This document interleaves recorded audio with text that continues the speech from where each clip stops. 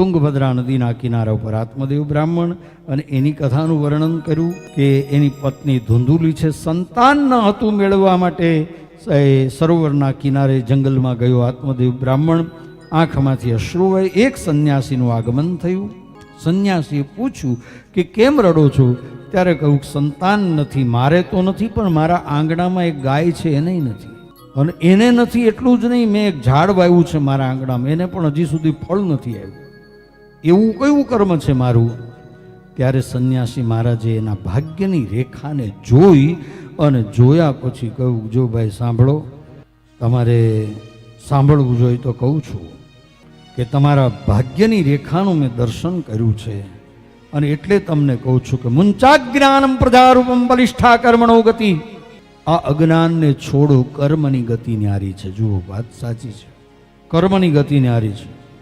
અને એટલા માટે સંન્યાસી કહે છે કે વિવેકમ તું સમાસાદ્ય ત્યજ સંસાર વાસના. વિવેકને ધારણ કરો, સંસારની વાસનાને છોડો.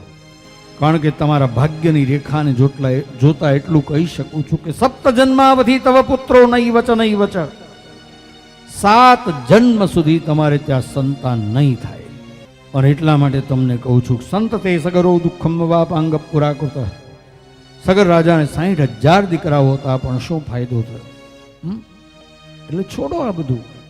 આત્મદેવે કહ્યું કે ભાઈ વાત બધી સાચી તમારી મહારાજ, પણ હું સંસારી જીવડો છું, એટલે તમે વિવેકની વાતો કરો ને એ મને કંઈ અસર ન કરે. અને મારું શું વળે વિવેકથી? વિવેકથી મારું શું વળે? વિવેકે ન ભવેત કિમ મેં. પણ હવે હું તમને ઓળખી ગયો છું એટલે પુત્રમ દેહી બલાદપી.